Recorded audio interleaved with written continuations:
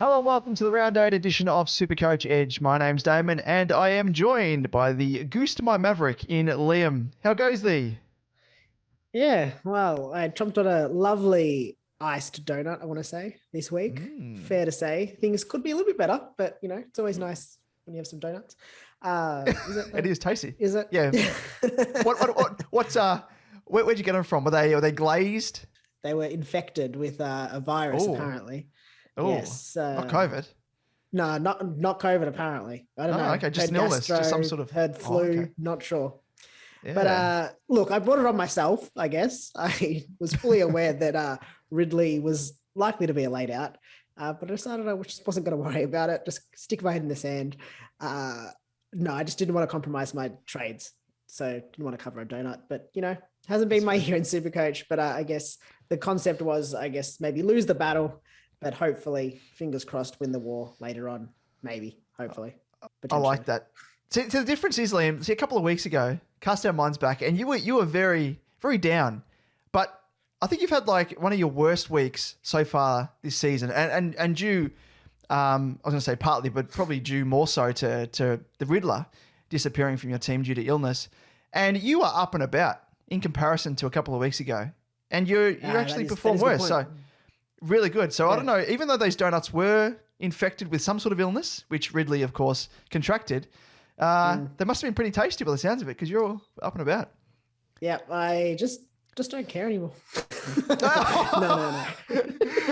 I must say, it does help. Not that far. Not that far. I think it was just a case of I knew because it was Friday night and I knew he was probably going to be laid out. I knew I was probably going to take a donut. I just had resolved myself to it. So it's not like it was a late out on a Sunday and I couldn't do anything about it. I made the conscious choice to take the donut, knowing that I didn't want to. We'll go into my trades later and you'll probably see why. Whilst I know you've had a downer, and I probably shouldn't be down on myself, Liam, but no, as we'll see shortly, I'm in a little bit of a disagreement with my team. Not on the rocks as yet, but it's just there's been a couple of plays that have been really disappointing me. And I'm not too sure if you heard on the weekend, but Craig Mcrae did mention in his post-match presser, he actually referred to Richmond as being, such a seasoned side. They are the equivalent of being, married with 3 kids, the 3 kids being the Flags, of course. But he actually compared Collingwood against them to being more like being, 8 dates into a relationship. And I was thinking to myself, and I don't know about you, Liam, but if I was drawing a comparison with my own SuperCoach team, I feel more like Milhouse's dad from that episode in The Simpsons when he, is divorced from his wife and gloats to Homer about the bachelor life and being able to sleep in a race car bed. I sleep in a racing car. Do you? I sleep in a big bed with my wife. Oh, yeah. So that's pretty much it. Like, that's virtually how I feel. And I'll be like, yeah, like, look at me. I get to sleep in a race car bed. It's like, yeah, but, I just sleep in a big bed with my wife. It's like, just doesn't compare. But I don't know about you, Liam. How are you feeling?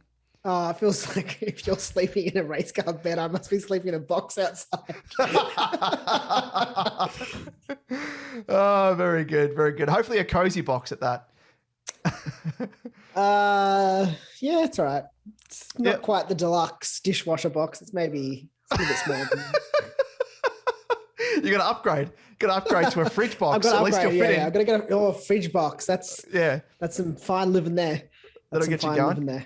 And then you can upgrade to a race car bed, but it's not all it's cracked up to be. Let me tell you. Does your race car bed have a box? Can I borrow it? It did come in a box. Although my race car bed is losing its wheels. Its wheels are falling off. Oh no! Indicative of how my season's going. But let's move on, Liam. To let's look back at the weekend, how he performed in a bit more detail with the good, the bad, and the ugly.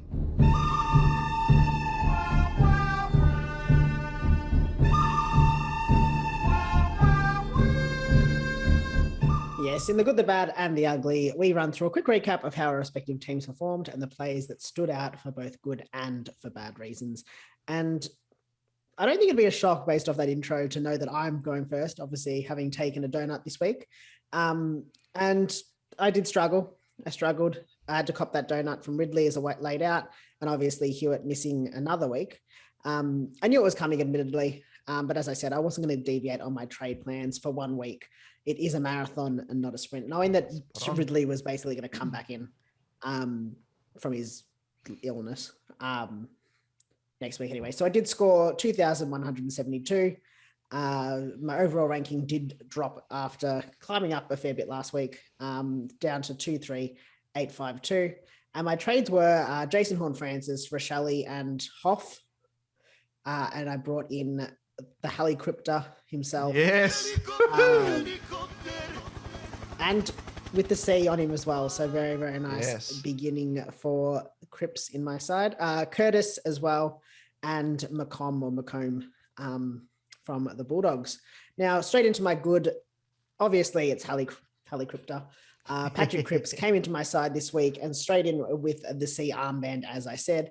And what a start it was with a 151, just gone bang. Love it. Very nice. So, yeah, I have to say, actually, it was a bit like some people, were saying, obviously, Essendon had the late 5 outs. And it was kind of like you play with like this thing of like, oh, who cares? No one expects anything. Yep. And I changed my captaincy at the last minute, and this leads into my bad. But I think it was sort of a case of I knew that my week wasn't going too well. So I was like, oh, well, we'll just throw the C around, see what happens. Threw it on Cripps and it worked out because I did have it on Max Gawn just minutes before that Melbourne game started. And he did score that 82. And for that reason, he finds himself in the bad column. Lucky I did take the C off him because it helped me get a little bit more of a score. But looking at his stats, his disposals were well down on recent weeks, as were his hitouts. And obviously now we know that he had that knee injury, niggle, I don't know, whatever you want to call it. Hurtness is the medical term. Yeah, it's a technical term for sure. So hopefully he bounces back, but we'll have to find out whether he's going to play this week. But sort of it does go to explain why he had that downer this week against the Saints. And onto my ugly in the same game was a Jack Steele, probably a bit harsh. But I guess it just wasn't the output that I was hoping for from a primo mid. Looked like a bit of an off week, and he did give away 4 frees against, and his tackles were down. I think he had 4 this week compared to the 8 the week before. So hopefully just a bit of a downer, and he bounces back next week. But Damon, I'm going to move on hopefully very quickly, so jump in. Well, looking towards next week, but you don't have to speak about this week again after this week. So it's in the past. It's in the past. But whilst I probably don't have, the same sort of reason to complain after hearing what you just went through, Liam, my main gripe, apart from Hewitt, of course, missing, which is what you went through as well, I absolutely cooked my captain. And it's something you just referred to there. And it was a saving grace for yourself. You swapped the captaincy off Gawn and put it on probably one of the best options on the weekend in Cripper.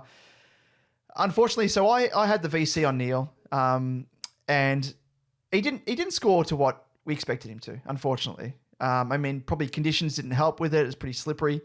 But when he didn't deliver that 140 plus score that I was hoping, I thought, well, let's back in the bloke heading into the weekend with one of the best 3-game averages against the opponent that they're facing, and that was Gawn. So he went into the weekend with an average of 132.6 in his past 3 against the Saints.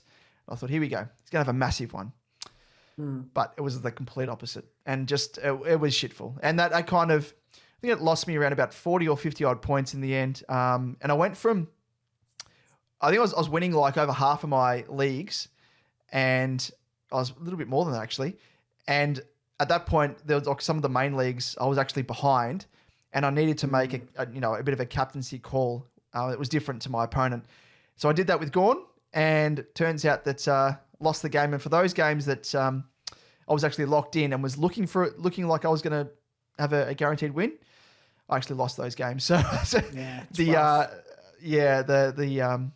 I guess the risk didn't pay off in this sense, and it always comes back to that fact. A lot of people on Twitter are like, "Why don't you lock in the score? 123 or whatever it was with Neil," and we've since, we've nudged it up narrowly over the past couple of seasons. And if he had scored, 130, 135, I might have reconsidered, which is so silly in retrospect because you're like, it's only an extra 10, 15 points, but you're like, when you're comparing it to other guys like Gawn with that 3-game rolling average against St Kilda, you're like, well, he's a fair chance of actually eclipsing that by a fair margin. So wasn't to be, but live and learn. In terms of the score, ended up scoring 2,240. Overall ranking, thankfully, only slid 181 spots to now sit 8,769th overall.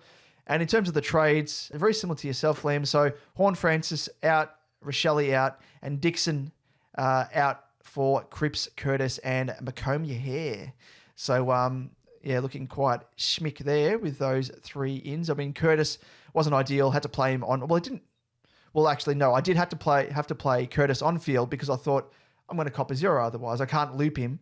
And it turned out that McDonald played in the end as a late in for the Hawks could have netted a couple of extra points. But that was the issue for me as well. Had I known that, I could have swapped played McDonald on field and had old mate McCartan go back, and I would have netted myself an extra 30 points. But it wouldn't have been the end of the world. Would have just been no 0. C'est la vie.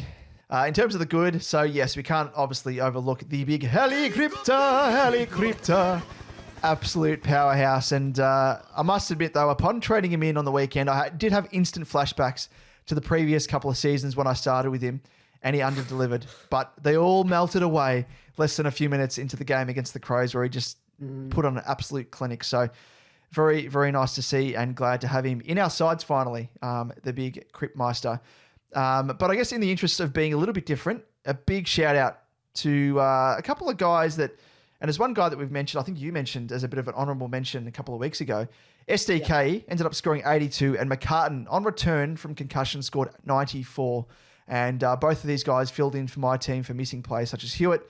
So big round of applause for those two guys. Absolutely big. In terms of the bad, must admit that Gawn was lucky not to find himself in the ugly category, but I'm saving it, Liam. I'm saving it for someone else more deserving or undeserving, whatever way you want to look at it. But deserving of the ugly, and I wholeheartedly agree. Yes, pitchforks and flaming whatever posts. Burn him at the stake. Burn him at the stake. He might melt. There's a bit of a hint. But Gawny, I must admit, he was saved also by the fact that his recent form over the past few weeks has been quite good. So he does get a bit of a reprieve. But let's go into this guy who could be burnt at the stake this week. Still undecided. And it is Zach Butters. Who's the boy that can laugh in a storm cloud, turn a frown into a smile for free? Who's the kid with a heart full of magic? Everyone knows it's Butters. That's me. He has officially melted into a complete puddle with a score of 52 on the weekend. So the mop is almost ready to come out of the closet to clean up the absolute mess he has made of my team in recent weeks. And he is one guy that has forced me into sleeping in a race car bed. Thanks to him. Yeah. So my patience is waning. Absolutely. But I have to say, I feel so much more comfortable without him in my side. I was so happy to put him on that a couple of weeks ago. So come join me. Come join me over here in the box outside. Yes, I will. Box outside. It sounds so appealing. Although I think if you still had Butters, you'd probably be sleeping in the gutter. So now that you got rid of him, you upgraded yourself to a box. I might be able to upgrade from the race car bed to an aeroplane bed. Beds. Bunk beds. Oh my God, yes, you could sleep in bunk beds. Like it's Step Brothers. It's going to be so much room for activities. So many aerobics in here. So many activities. That's a great idea. Let's do it. Oh, yeah. Then That's I not have to sleep outside. That's nice. Anyway, let's have a look-see at our head-to-head, Liam.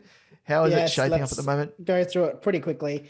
Obviously, you've got a little bit more of a lead now after I pegged one back last week. You're 6-2. I'm obviously 2-6, and there is a point differential of 270. I almost feel as though that this week, just to summarize it, I reckon it shouldn't count because I don't like beating someone that's a man down. And although I must admit though, coming out of the game last night against the Crows, I had no idea. And I think it was like quarter time I messaged you and I was like, oh my God, I put the captaincy on Gawn. I've completely stuffed myself over here. And you said, oh, I've changed it. I've gone to Cripps. Yeah. And I was at halftime. And halftime, Cripps is on 80. And I'm like, I'm so dead. You're going to make up that donut and then some. So I was worried that you were actually going to beat me. So I think for that, you put a massive scare into me. So that should count as a bit of a small win for yourself. I have to be honest, when Cripps was on like 80 at halftime, I was like, this is going well. If he keeps going, let's try and get him to the double ton and just kick ass. Ridley, stay out every week. Double ton, and you were riding him, not to the moon. I was. You were riding him past them. You were almost headed towards the sun, straight to the sun. Wow, it was amazing, but fell a little bit short. I don't know what planet you ended up on, but somewhere, Mercury, one of those. Fell a little bit short. But anyway, let's move on to, I guess, the talking points. There were a few that came out of the weekend. So let's look at them a little bit closer in the week that was.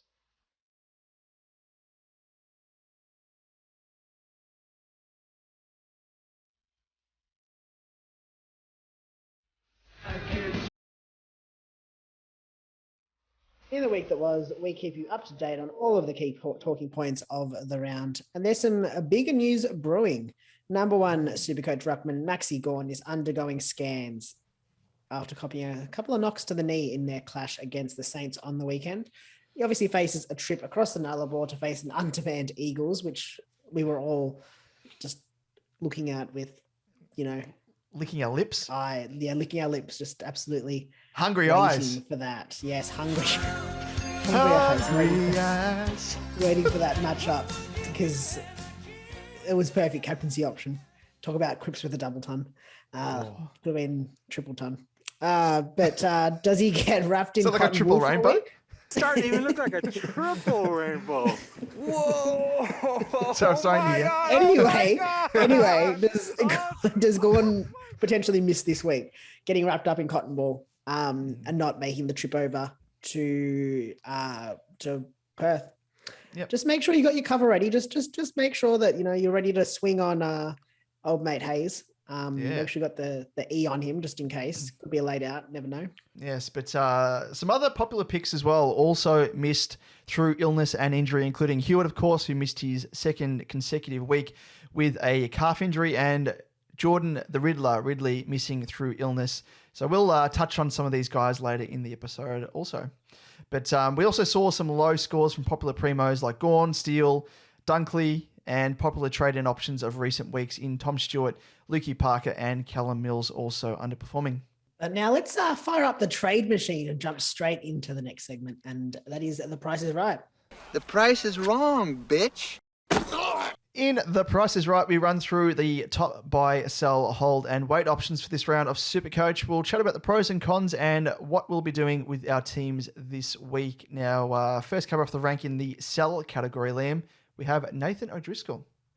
Yes, obviously eligible as a defender and a midfielder, priced at 296.1k, averaging 62 with a break even of 55. Ideally, you probably would have moved him on last week. He's dropped a little bit in price. But for many, he did obviously offer cover for the likes of Ridley and Hewitt. He has dropped in price by about 7.7k, but his break-even is still relatively high. So I just, keep that in mind with his recent scoring, that he might not make that break-even. He's not a must move on. I mean, his break-even's achievable. But personally, for me, I'm looking to move him on. His break-even of 55 is just slightly above his 3-round average of 53.5. So you'd probably expect that there'd be minimal cash gen from here. He'd need a really big score to really kickstart it again. So I'm comfortable with moving him on and just upgrading him potentially. Yep, I'm very much in the same camp as well. And he probably would have seen the axe on the weekend had Dixon not been a really strange out for West Coast, despite the fact that they had the almost inanimate carbon rod at full forward and in the ruck. So very strange.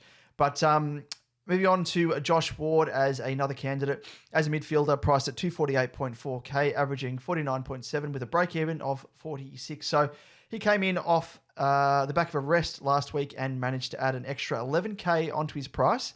While his break-even of 46 is, still achievable, his 3-round and 5-round averages are above that. And I think it's time to, potentially move him on to greener pastures. So just put him out to pasture. He's played his part and bring in a bubble boy, which we'll discuss later in the episode. Yes, I agree there. I'm still holding him but he's probably on the way out this week. Next up, we've got Jason Horne-Francis, obviously midfield eligible, 314.3k, averaging 70.1 with a break even of 59. He found himself on this list last week and he found himself there again. His 3-round average of 63 and his break even of 59 means, yes, he might go up in price slightly, but if you're able to move him on to a primo, just do it.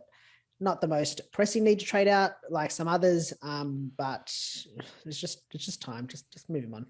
Yep, it is time. Yeah, he's played his part and made his cash. So nice, easy sort of launch pad to try and grab a primo at that price. So look into that one most definitely. Another option is one I just spoke of a little minute ago. Hugh Dixon. He is forward ruck eligible, 246k, averaging 59 with a break even of 47. And he's another bloke who remains on the list from last week.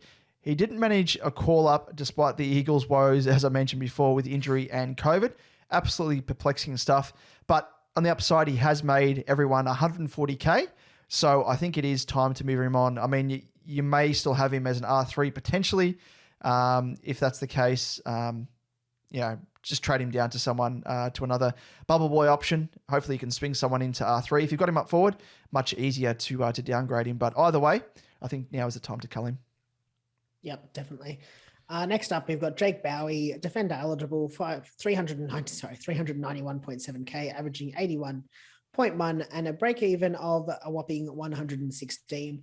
For those that did hold him for all these weeks, the new record holder for most consecutive wins since debut, very nice, Jake Bowie, he's one to get rid of now. On the back of that. It was a bit harsh. It's like you were just like building him right up like, awesome work, you've broken a record. Now we're going to cut you from our teams. Take that. Just move him on, unfortunately. He's dropped in price after the poor score of 49 and his break even has rocketed to 116. Upgrade him to the likes of Sicily, Dawson, Dougherty. He's done his job. He's made his cash. Move him on. Now, Liam, I'm going to reserve this one for you because I just don't want to even speak his name. Yeah, he's melting my dreams. He's melting my dreams. Who is it? Everyone knows it's Butters. That's me. Mid forward eligible, 421.4k, averaging 86.8 with a break even of 105. I'm surprised he's averaging 86.8, to be honest. Oh, no. Boy, oh boy. I am glad that I've moved him on already. His inconsistent scoring is a major concern, I think, for owners. He's already dropped below his starting price by 22.2k and his break even sits at 105. I think he's an intriguing SuperCoach case because he's gone from the high scores of 136 and now he's got those low scores of 52. And looking at his record at Adelaide Oval, these are how his scores read this year. So he's played the 5 games there, 136 with his first game, and then he scored 58, 57, 58, and 52. That's concerning considering that is his home ground. So he's going to play at least half of his games there. His CBAs on the weekend were lower this week than the week before, having 44% this week compared to the 69% last week. But it doesn't seem as though that increase actually translated to more points. He didn't really score much better last week. And if you've got other problems across your field, obviously don't worry about him. You're going to have to hold him. But I do see merit in cutting your losses and moving on. But just keep in mind, he does face North Melbourne next week and the 105 is achievable. He's not playing at Adelaide Oval. Oh, well, that's a tick. That's one tick. So he's got that going for him. He's playing at Blundstone Arena down in Tasmania. I'm sure he's... I don't know if he's got any history there. Yeah, if he's ever played there before. I must admit, I've actually never, and I did it purposely, never looked at his individual scores. This is the first time I've actually clicked on it, and I am appalled. If I'd clicked on, I wish I clicked on this sooner, because he has scored, apart from his first 2 weeks, 114, 136, he's then scored 58, 57, a 130. Woo! You're like, yeah, he's on the way back, baby. But then he dropped back down to 58, 89, yay! And then dipped again to 52. He is a genuine roller coaster, this bloke. But I'm going to look on the bright side, Liam. You know what a key ingredient is for bechamel sauce? 50 grams of butter.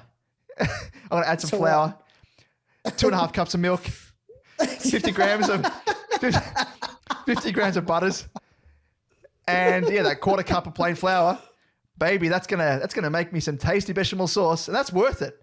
It's either a bechamel sauce or I keep them in my side, and I get depressed. So, I don't know. And now for our next special guest, Nigella Lawson, who is going to be here to give us an update on how to make a lovely bechamel sauce for our lasagna. She'll do it saucily as well. She'll do it in a saucy fashion, talking about how to make a bechamel sauce. Pasta puttanesca is generally translated as pasta cooked in the whorish fashion. I'm sorry to be immodest, but I prefer my translation, slut spaghetti. Yeah, boy. Let's move on to another candidate who isn't necessarily a must-sell in this case. It kind of hinges on whether or not he plays for this week. Back on track, George Hewitt is the man Georgie boy that I'm referring to as a defender midfielder, priced at 536.5k, averaging 117.3 and a break-even of 88. So he's really another intriguing option in the trade category at the moment for this week. I mean, obviously he's missed the second straight game with that calf corky. Danger, as we know, had the same injury and missed only the 2 weeks and made a return. But, I mean, it comes down to whether or not he actually makes a return this week. If he is out for another week, Liam, what are you going to do? What are your thoughts? I don't know. It's a hard one. I feel like I've held him for 2 weeks. Therefore, I need to keep holding him in one sense. Because if he's back the week after, is it worth the trade? But on the other hand, I've had to, field a rookie for 2 weeks, or in this case, last week, not field anyone. Because I didn't have any more cover. So it's hard. I think I'm on the trade out train if he doesn't get up. I think you just have to cut your losses now. He's made 137.5k. He's an easy trade to the likes of, Dougherty or Sicily, Dawson, any of those guys. Lloyd, even potentially. Yeah. Unfortunate, but I think potentially he's just going to have to be done. But it's really dependent on whether he gets up on the weekend or not. Yeah. I've been trying to keep up to date with what the happenings are for him. Voss has said that he will need to prove his fitness across the 2 main training sessions throughout the week. If he does miss one, I think my concerns will be slightly elevated. But if he misses both, especially the main session in the captain's run later in the week, I fully expect him to miss another week. And I guess the other worry is we don't have a clear indication on the timeline of his return. So, I think I'm very much like yourself as well, Liam, and I'll be in the trade camp. Unfortunately, having kept him for the last 2 weeks, or I could have traded him for someone half decent. But, we'll just wait and see as it happens and take it as it comes. Yes. Yeah. I think that's a fair call. So now let's move on to something a little bit more exciting in the buy options, rather than these trade out options that we've had to sit on. First up, we've got from your mob, we just mentioned him, Sam Dougherty, defensive eligible, 562.5k, averaging 114.4 with a break even of 122. He's the number 1 SuperCoach defender right now, and for very good reason, with an average of 114.4, which wasn't really predicted by many to be, right back up there in the top 6 defenders. He's a genuine defensive primo, and he's one that you should be looking to get in as soon as possible. But with a 3 and 5 round average around the 109 mark, you can probably hold a week with his break even at 122. Very, very juicy option is the Doc. Another juicy option is Jordan Dawson as a defender midfielder, priced at 519.9k, averaging 103.4 with a break even of 75. And he comes off the back of a 134 on the weekend, but has only managed to crack the ton on 3 occasions this year. But he does have a reasonably high floor, with his lowest score being 81, with his other scores below 100 being 98, 99, 97, and 94. So, we're both big raps of players that have a relatively high floor, as we know with Jack Steele has that, and just gives you consistency from week to week. So that's one thing I really do love about Jordman. Yeah, yeah. I think he's good if you haven't got the cash to get up to say a Dougherty or even this next bloke in James Sicily, who is defender eligible, 569.9k, averaging 111.8 and a break even of 84. He's ranked second, for defenders in SuperCoach this year and has a 3 and 5 round average of 120. I think this will be the cheapest you'll get him for a while. Especially when you consider he has only dropped below 100 once this season. And that was for a score of 84 against Port the number of rounds ago now. Yeah, it was round two actually. Yeah. So he's got a decent run of hundreds across the first 8 games of 2022. Absolutely.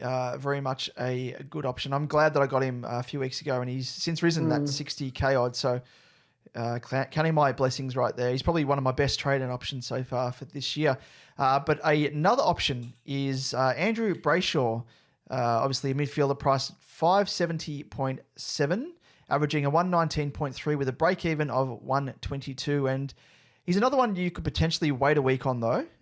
He does have his worst average against the Suns this weekend, who he's facing, with the highest score of 92 coming last season. But it is important to note also that his 3-game round average is 105 and his 5-round average is 108.4. SuperCoach Gold, meanwhile, have him projected for a 98 and to decrease in price by another 10.7k. But I must admit, at the price that he is at the moment, 570.7k, he is very much value. I think we were running through it pre-show, Liam, and we're compare the pair between him and Mills, for example.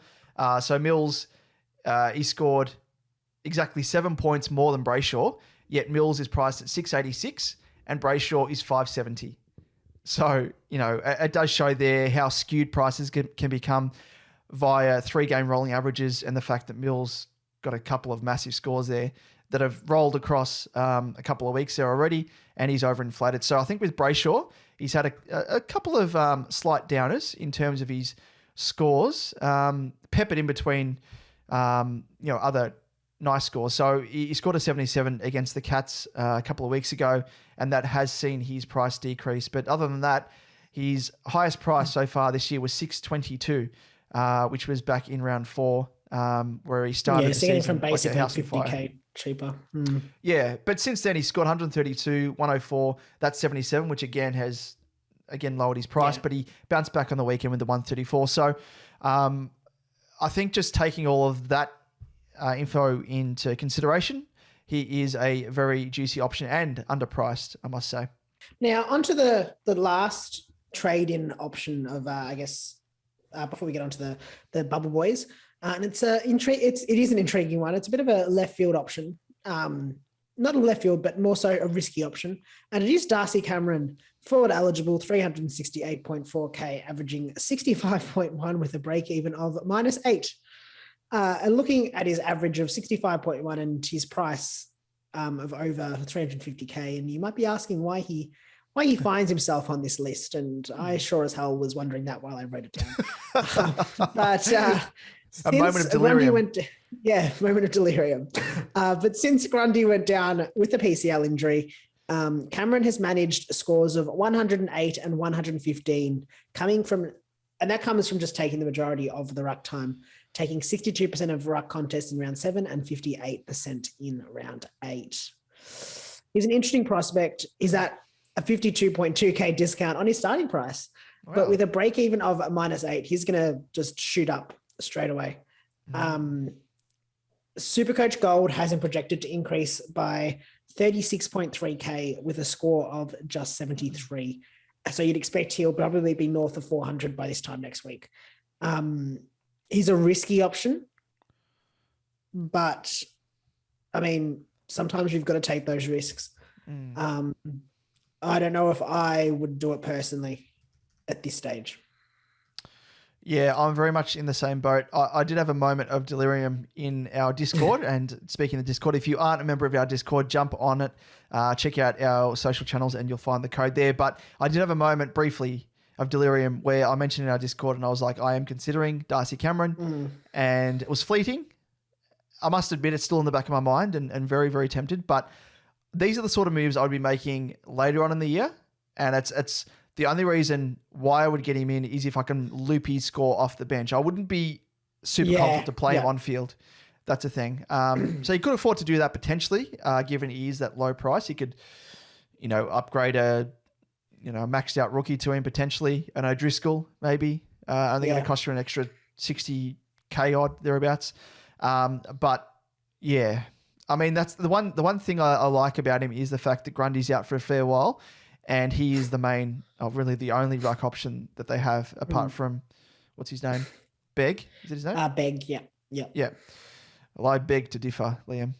I'm not going to go for him. Yeah, I think your point that looping him in is probably the best option. Yeah. But I don't know. There's something that draws me to it. I think I don't think it's a bad pick. If you were to make it, I don't think it's a terrible idea. I just think it's a risky idea.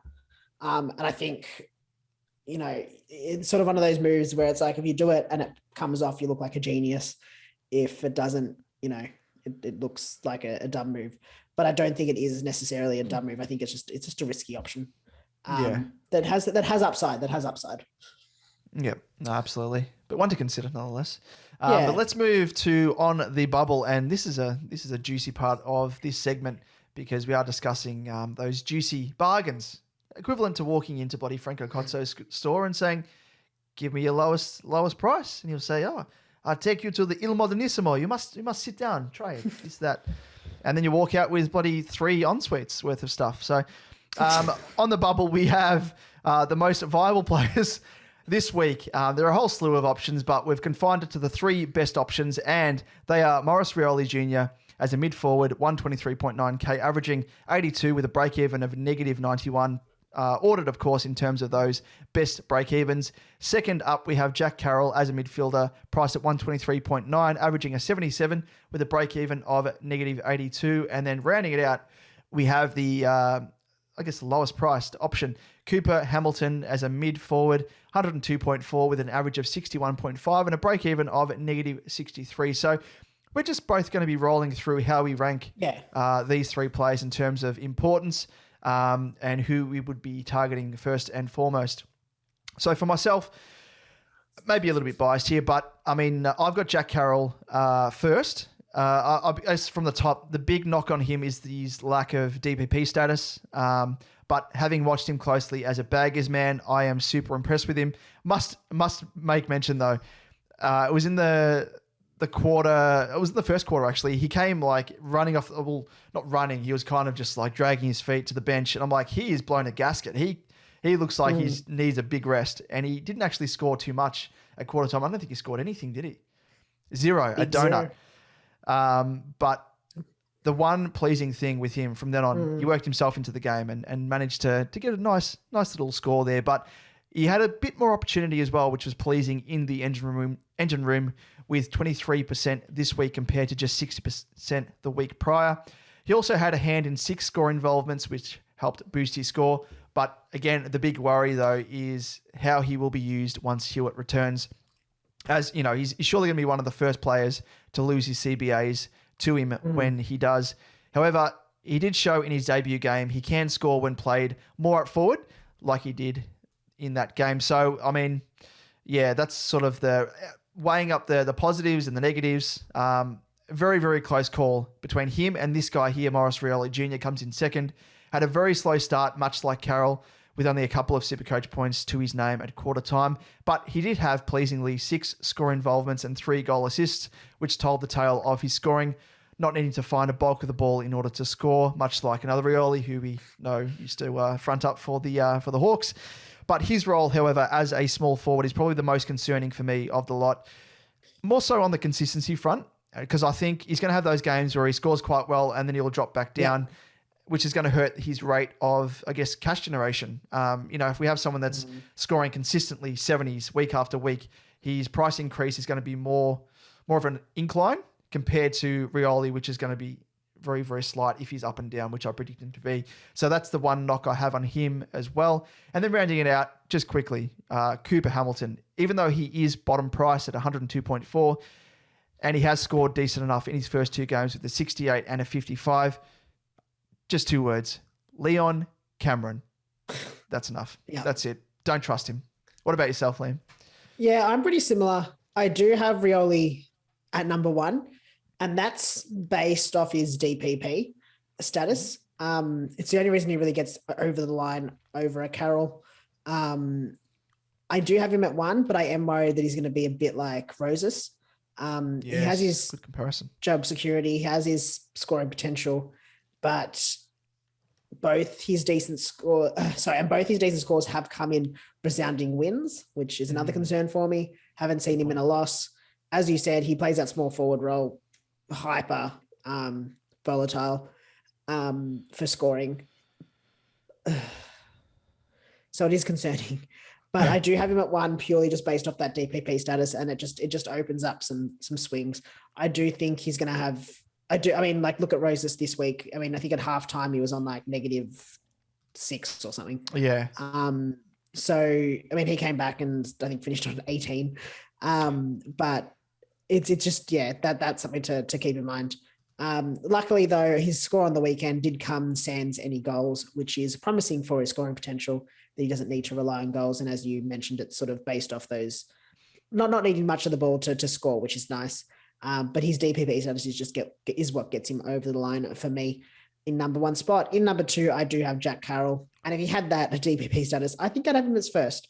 A decent score considering he was on 0 at a quarter time, and the difference in his scoring from game 1 to game 2 looks to be on the back of a worse kick to handball ratio.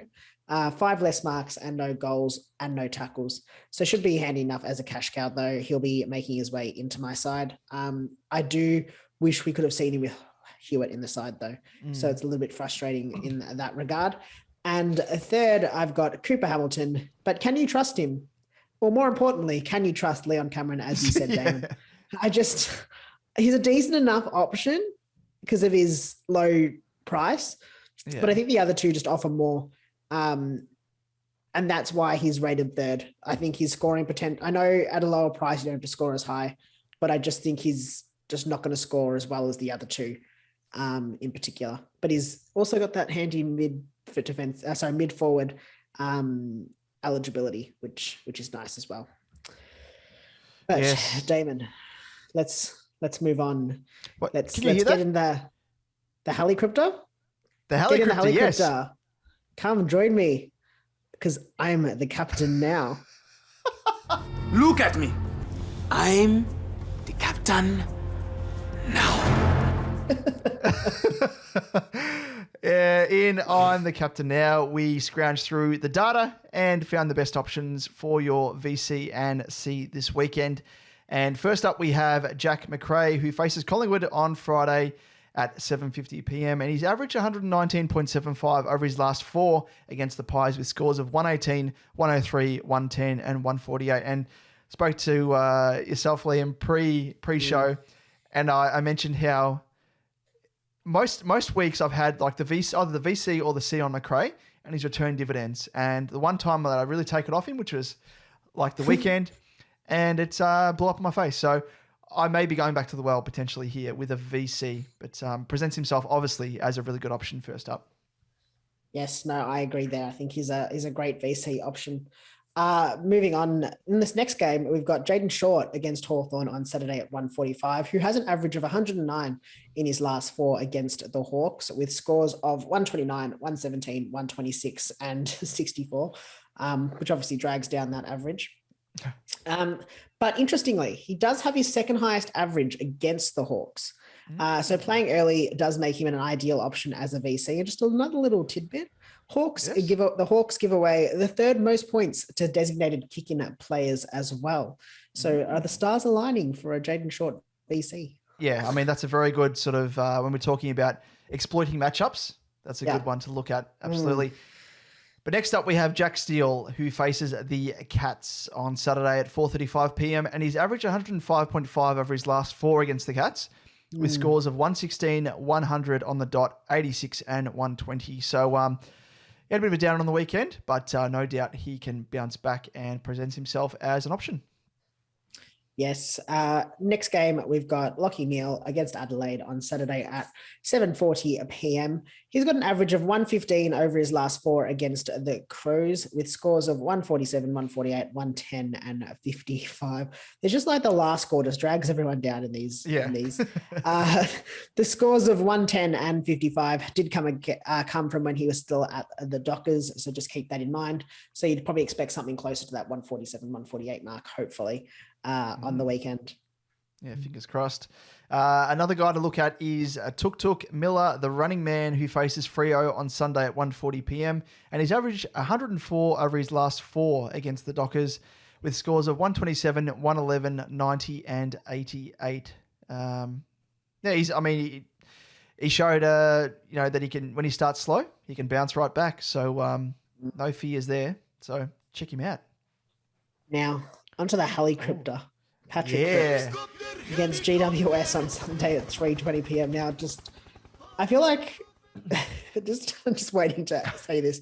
He's averaged 72.25 over his last 4 against the Giants, with scores of 71, 57, 95, and 66.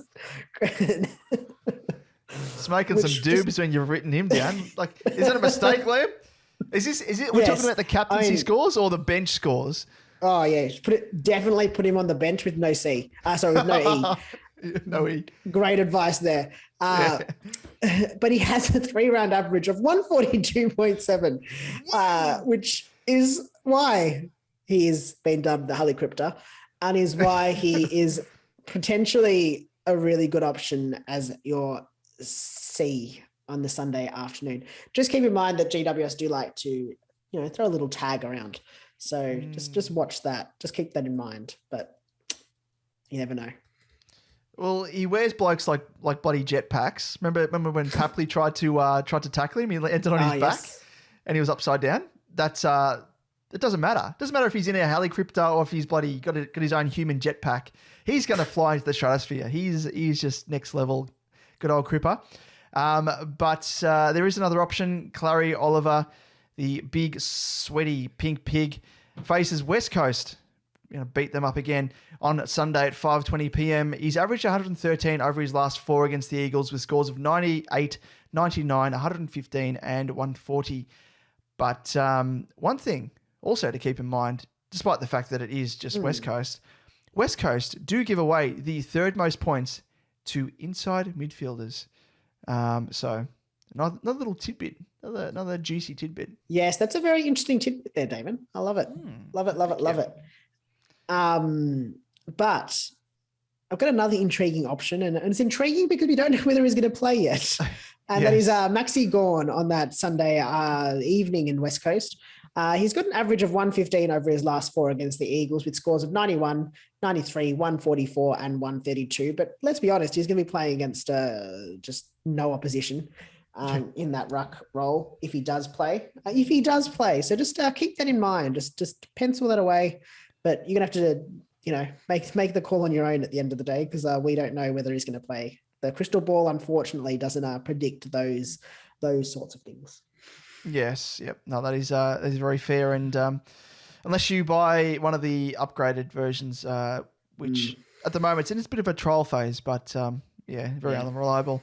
But honourable mentions, Liam. Who have you got? Who have you come up with? Yeah, I've got Josh Kelly. I've got him as an honourable mention this week. Of course. His best average does come against the Blues, with an average over his 8 games of 118.4. Looking into his scores, they consist of 101, 124, 131, and 205 in his last 4 against the Blues. I've got him as an honourable mention as he's playing on a Sunday at 3:20, which makes him a very pod C option, and his 7% ownership doesn't really make him super relevant enough to include him in the main segment, I guess. No, fair point. I know him very well. Just a little, sneaky C option. I was having flashbacks like that, that video of the dog where it's like staring at a cupcake and it's like flashbacks to Nam. That was me. Flashbacks to Kelly tearing us to shreds. But for me, honourable mention, I have a bit of a left field one, if he plays, that is. So this is kind of like, Maxi Gawn territory here. But Tim English, and he's one I throw up in terms of exploiting a matchup because he faces the Pies this weekend, if he does play, who concede the third most points to rucks in the competition. And I guess without Grundy, English should have a very comfy return to footy and potentially deliver bulk points. So just a left field one to think about potentially if you're, prone to living dangerously.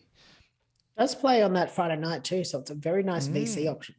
Very true. I love a risky VC option sometimes. Be very much against the grain, wouldn't it? Because a lot of people would be whacking the VC on Mcrae. And imagine if Mcrae is a shit one and English comes out and pulverizes Collingwood. Be very good. But anyway, Damon, let's move on to our selections for this round. Yes, so I'm going back to the well on this one with potentially Mcrae with a VC into... I don't know about the captaincy just yet. I'll probably assess based on Mcrae's score.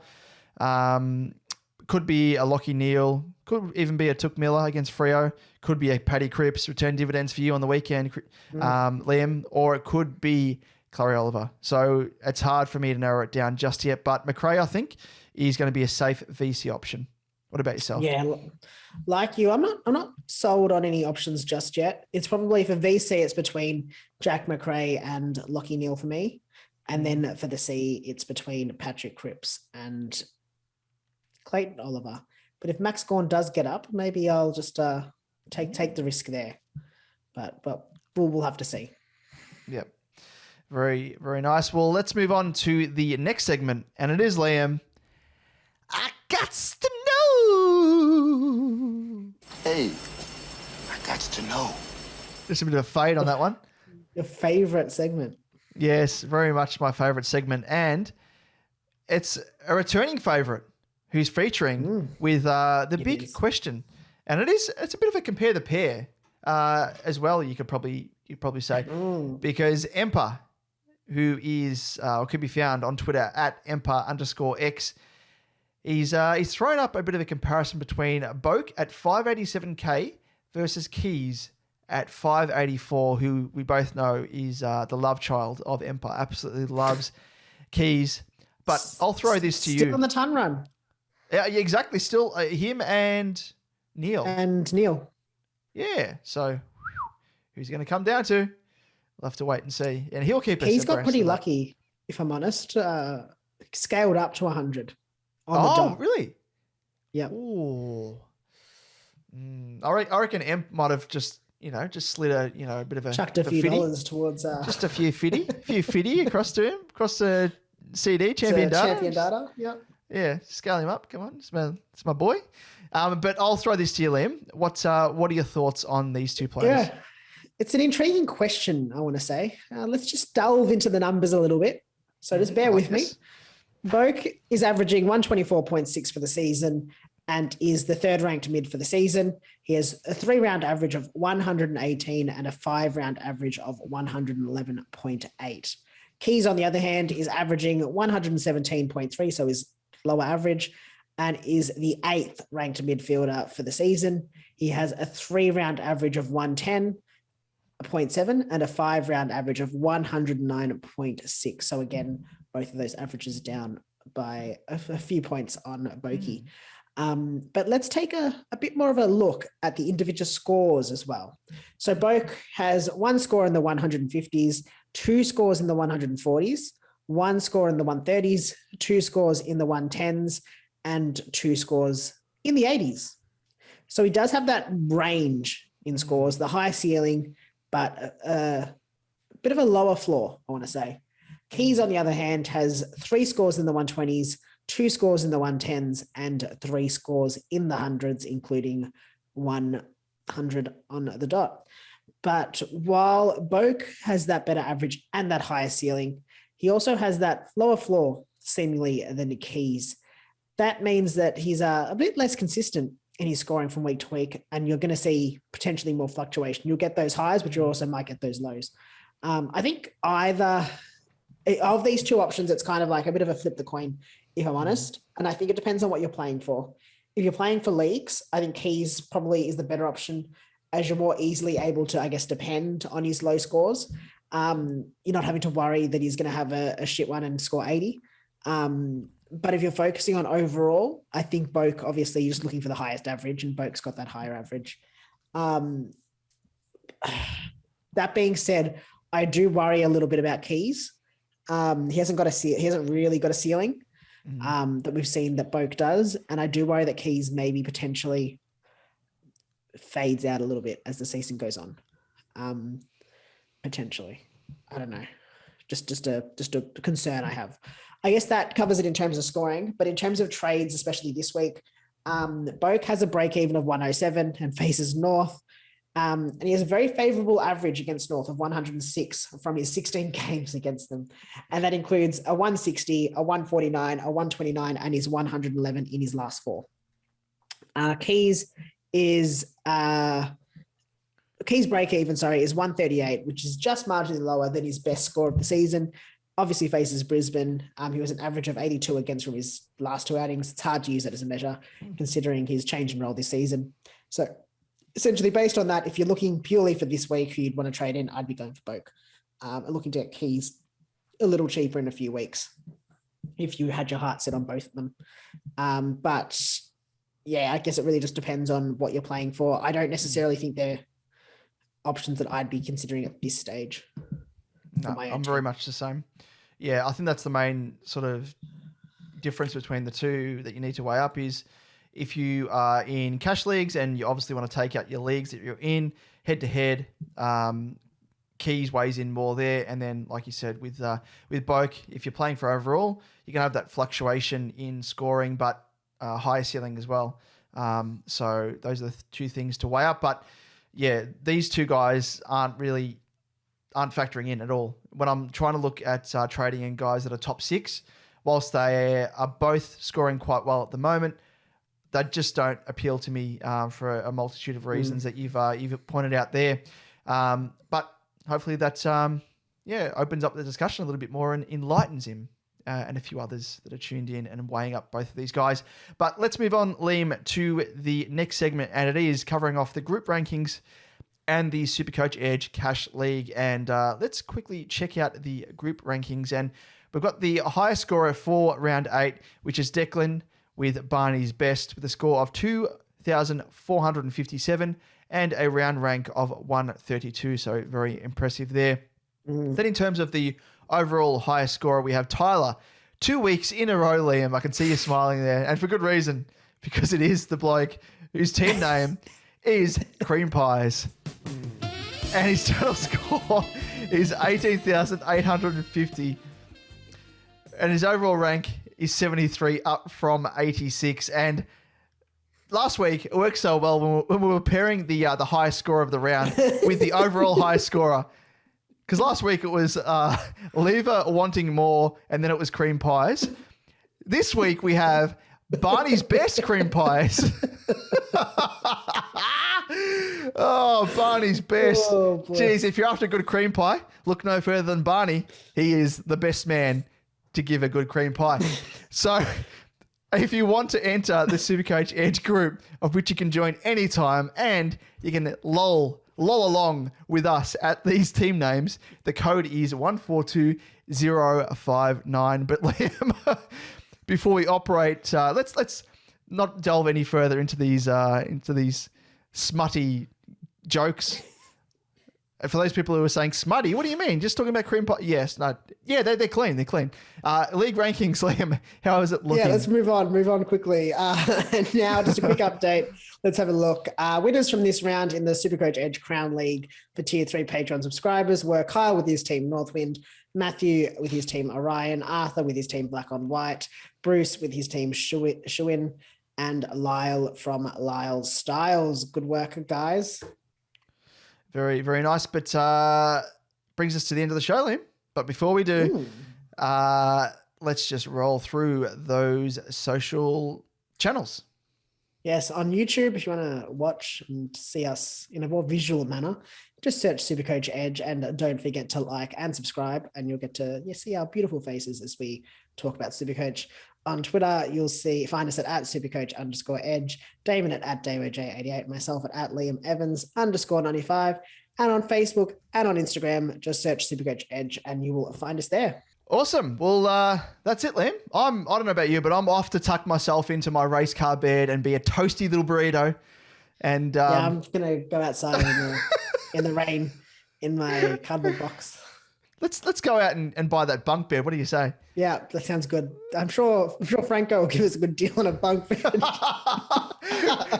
no doubt. When you if you have dibs on the top and I'm on the bottom, as soon as you jump in, it's just going to collapse, and he's going to say, "No returns." No returns. It's on special for a good reason. So there we go. A terrible accent. Sorry, apologies. But let's leave it at that. Head into the weekend with some positivity and come out the other side with just high scores and climbing the ranking ladder. So all the best to those of you out there heading into the weekend, and we'll catch you next week. Thanks, guys. See you then.